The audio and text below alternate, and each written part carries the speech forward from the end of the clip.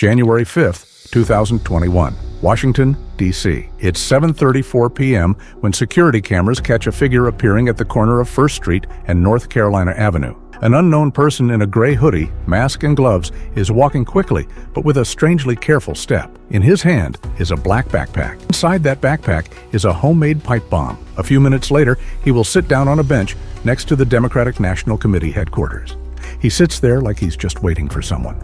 And at 7:54 p.m., calmly, without any rush, he leaves the first explosive device under that bench, then disappears into the darkness of the street. 22 minutes later, at 8:16 p.m., the same person plants a second bomb in an alley behind the Republican National Committee headquarters. Both bombs turn out to be fully functional. Either one could have killed anyone who happened to be nearby that evening. Luckily, they were found and disabled in time. But figuring out who the person in the gray hoodie was turned out to be much harder. The suspect vanished as completely as he appeared. No face, no name. As if he never existed at all.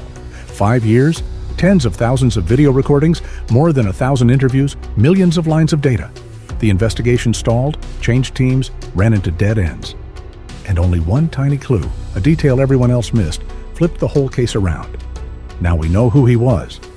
And the story of how he was caught is almost a textbook example of how the FBI works when there are no leads. But you still have to find an answer. How did agents manage to rebuild the ghost's route step by step? How did they combine millions of fragments into one picture?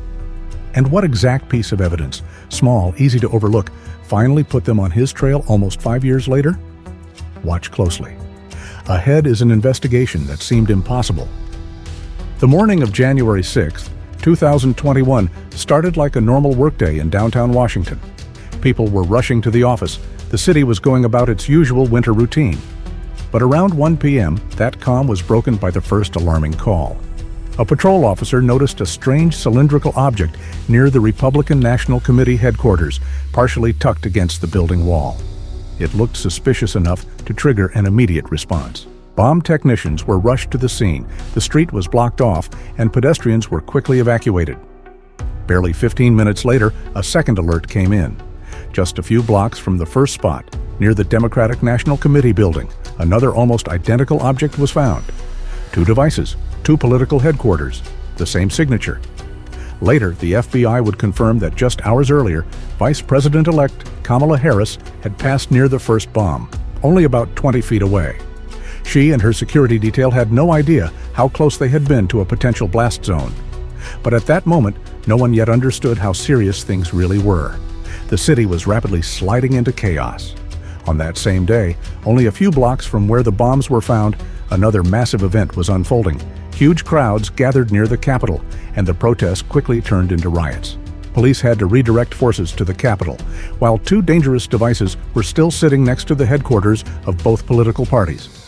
Meanwhile, bomb technicians analyzed the recovered devices and reached a clear conclusion. They were fully functional. A real charge, a real detonator, a real trigger mechanism. Under different circumstances, either bomb could have caused serious casualties. That's when the FBI first said out loud what had already become obvious. What happened on the evening of January 5th was a real attempted attack, carefully planned and timed for the most vulnerable moment. Washington still didn't know what would unfold at the Capitol in the next few hours. But investigators understood one thing. Someone had managed to quietly walk through the political heart of the country, plant 2 working bombs, and vanish into the dark. And that person was still out there. By the evening of January 6th, while the city was echoing with sirens and police forces were pulled toward the Capitol, agents began reviewing the first surveillance videos. And soon they saw him, the man who, for years to come, would become the main ghost of this case. A figure in a gray hoodie appeared on the screen. A medical mask covered the lower half of his face, leaving only his eyes visible, and dark gloves hid any fingerprints. Agents analyzed the footage frame by frame. The man moved confidently, but as if trying not to leave any clear, readable trace. He changed direction 5 times, like he was checking whether someone was following him. He made long loops through quiet streets, approached specific points, paused just long enough to do what he needed, then moved on. Several times he adjusted his glasses. He sat on a bench near the Democratic Committee building, waited as if he was looking for the right moment, then stood up on his toes and scanned the area, like someone used to operating in the shadows. His height was estimated using nearby railings and street cameras, about 5'7". But that didn't give investigators anything except a rough guess. His face was completely hidden. The mask and hood left only a silhouette. No features, no exposed skin. It was as if he already knew every spot where he needed to hide and every camera he had to pass quickly. At that point, the FBI had nothing. No name, no car, no DNA, no fingerprints, no witnesses, no single detail that could push the investigation forward. Just a route, a timeline, and a pair of sneakers that flashed in one camera for a few seconds. Investigators understood that someone with this level of preparation could be anyone, from a random extremist to a trained professional capable of blending into Washington without a trace. That's why, within the first 24 hours, a reward was announced for any information leading to his capture. First, $100,000, then $250,000. Soon, the amount reached a record $500,000. But the case stayed frozen, wrapped in fog. Tips came into the hotline. Calls, messages, possible leads. None of them worked. Not a single clue pointed investigators toward even a circle of suspects. To figure out who planted the 2 working bombs outside the party headquarters, investigators had to go back into the night of January 5th, second by second, block by block. Here is the full path the unknown person in the gray hoodie walked.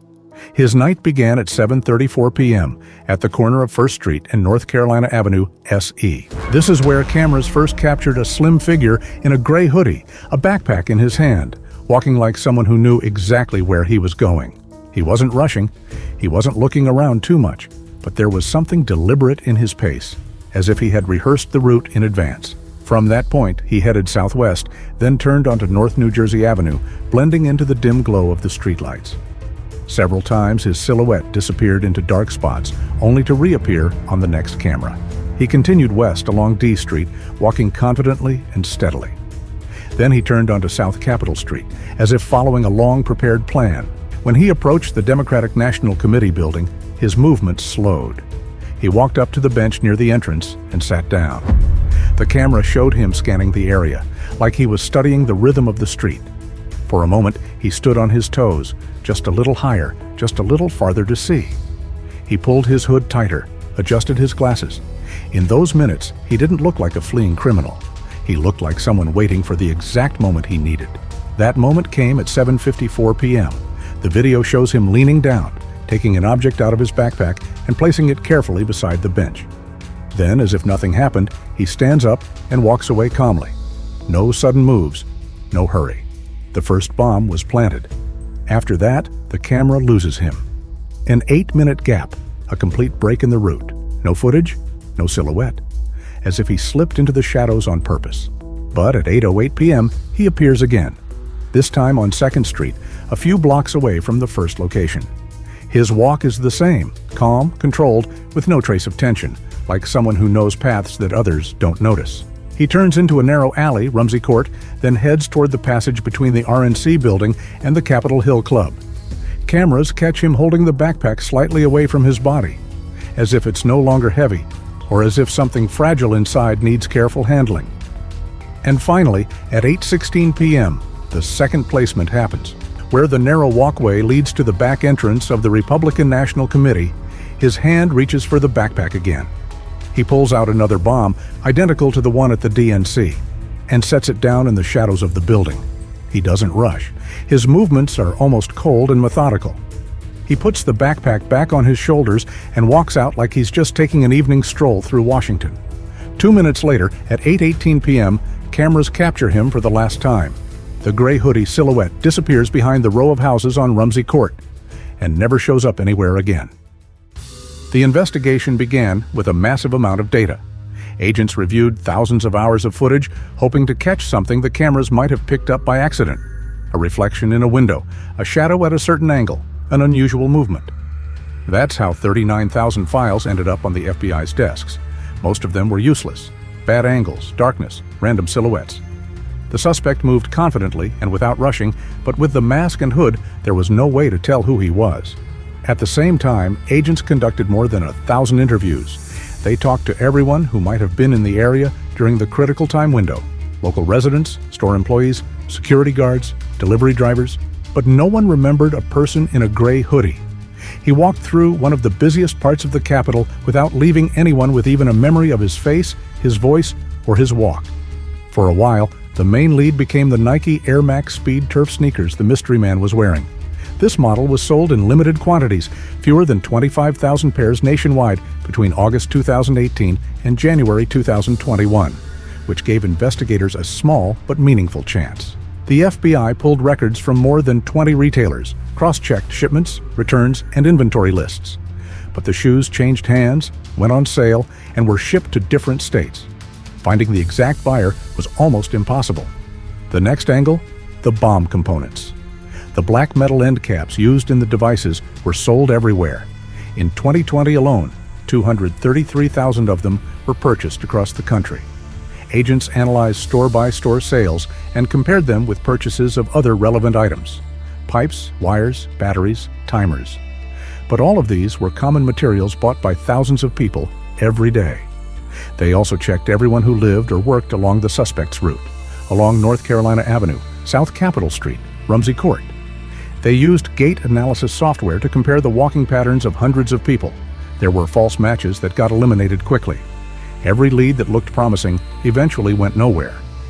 By the fourth year of the investigation, the FBI had the exact route, the timeline, the clothing, the shoe model, and not a single real name.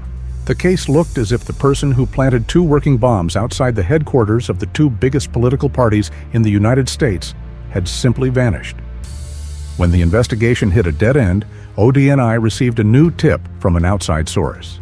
Based on that information, someone inside the agency drafted a preliminary memo naming a federal employee. The document claimed that her walking pattern supposedly matched the gait of the person in the gray hoodie. The draft wasn't verified and wasn't approved by leadership, but it still started circulating inside several agencies. And very quickly, its contents leaked outside. Almost at the same time, the conservative outlet Blaze News published a story naming this woman as the suspected bomb planter. Her name, her job, her workplace, everything went public. Social media immediately amplified the accusation. The FBI had to respond. Agents checked her alibi and found clear proof she was innocent. A video showing her at home playing with her puppies at the exact time the suspect was planting the bombs. The timestamps matched perfectly. The alibi was rock solid. She was officially cleared right away, but the damage was done. Her name had already spread across the internet, and the leak sparked internal conflict. The FBI accused ODNI of using unverified information. ODNI said it simply passed along a possible lead, according to procedure. The White House was unhappy about the leak and the public fallout. When the investigation was almost frozen, the breakthrough didn't come from new evidence. It came from material the FBI already had, the local cell tower data that, for 5 years, had been considered too noisy to analyze accurately. Back in 2021, investigators had no name to compare against phone movements. All they had were signals from hundreds of devices in the area of the crime. In 2025, the case was reviewed again, this time with new analytical tools and a fresh perspective. Analysts overlaid the gray hoodie suspect's route onto every phone ping that appeared in those locations. And suddenly, one signal began matching the video footage almost frame by frame. Wherever the camera caught the suspect walking, the same phone connected to the network at that exact minute. That was enough to identify the phone's owner. It belonged to Brian Cole, who lived just about 30 kilometers from the crime scene. When investigators compared his physical traits with the video, height, glasses, build, everything started lining up. The next step was checking his purchases from 2019 to 2020. The list looked way too familiar. Metal end caps, wires, steel wool, batteries, kitchen timers, a wire stripping tool, all bought at Home Depot, Walmart, Lowe's, and Micro Center in Northern Virginia. The exact same items used in the bombs. Ordinary products on their own, but together, a clear technical pattern. That's when the puzzle that wouldn't come together for 5 years finally took shape. 2 independent trails, the digital phone route and the hardware store purchases, converged on the same man. Early in the morning on December 5th, 2025, the quiet suburb of Woodbridge woke up to a sound you almost never hear in a residential neighborhood. Several armored vehicles rolled onto a narrow street at the same time. Behind them came a line of police cars. Agents in camouflage moved quickly, taking positions and pointing their weapons at an unremarkable house. The house where they believed the man the country had been searching for almost 5 years was hiding. A loudspeaker echoed through the entire block. "This is the FBI. Come out with your hands up." The door opened almost immediately. Brian Cole Jr. walked out without resistance, calm, as if he had known this moment was coming. He raised his hands, took a few steps forward, and silently allowed agents to put handcuffs on him. The whole thing took less than a minute. For the neighbors, the news was a real shock. Brian Cole had lived his entire life in the same house on that quiet Woodbridge street with his mother, father, and several relatives. He barely interacted with anyone and seemed like a person best described by 2 words: withdrawn and unnoticed. People saw him more often from a distance than heard him speak. He would walk around the neighborhood for hours with headphones pulled low over his head, sometimes several times a day. Always alone, always with the tiny chihuahua that adults and kids knew better than they knew him. And almost always in shorts, even in the January cold. He had no friends in the area, didn't attend community gatherings, didn't go to local events. Former classmates remembered him the same way, quiet, kept to himself, never argued. His family said he struggled with social situations, was very naive and almost autistic, though he was never formally diagnosed. Cole worked in the family business, a small bail bond agency called Brian Cole Bail Bonds, named after his father. Officially, the company helped people get released from jail on bail. Brian handled only the simplest tasks: paperwork, checking records in the system, occasionally running small errands for his father. No independent work, no clients, no decision-making. Just a basic assistant in a tiny office. He also had no criminal record, no arrests, no violations, no complaints, no signs of aggression, not a single documented conflict. He had never drawn the attention of police, neighbors, or co-workers. One resident told reporters, "We only knew him as the guy who walked the Chihuahua. That's it." And now this very person, quiet, solitary, limited in daily life, was being accused of assembling 2 fully functional homemade bombs, carrying them across half the city, and carefully placing them outside the headquarters of the 2 biggest political parties in the United States. But the biggest question still remained: why did he do it? When investigators finally identified the suspect, a new question came up. What was his motive? Brian Cole had never been politically active, had never joined protests, and didn't support either Trump or Biden. According to federal prosecutor Jeanine Pirro, he simply said he was disappointed in the system overall. His views are described as scattered and inconsistent. Nothing about them suggested an ideological mission. It looked more like a personal protest, not aimed at any specific candidate, but at the political atmosphere in the country as a whole. But under the law, motive isn't the main factor. What matters is what he did. 2 fully functional bombs placed in the center of Washington, outside the headquarters of both major parties, during one of the most tense moments in the political calendar. The FBI believes the intent was clear: intimidation, creating panic, threatening lives, and attempting to disrupt security at a time when the entire nation was focused on Washington. After his arrest, Brian Cole was charged with several serious federal offenses. The first, transporting an explosive device across state lines with intent to harm, intimidate, or destroy property. The second, attempted malicious destruction using explosives. The third, manufacturing and placing homemade explosive devices, each of which posed a real threat to life and public safety. These charges are among the most serious in the federal criminal code. They carry decades in prison, potentially even life, depending on the court's decision and any additional circumstances in the case. Cole was ordered to remain in custody until his detention hearing. His future now depends entirely on the court, on whether he pleads guilty, the forensic results, and the arguments from both the prosecution and defense. The investigation is still ongoing, and Brian Cole is only the first suspect taken into custody in this case. Do you think someone with a profile like his, quiet, isolated, with no criminal past, could have acted completely alone? Share your thoughts in the comments, subscribe to the channel, and leave a like. Thank you for watching.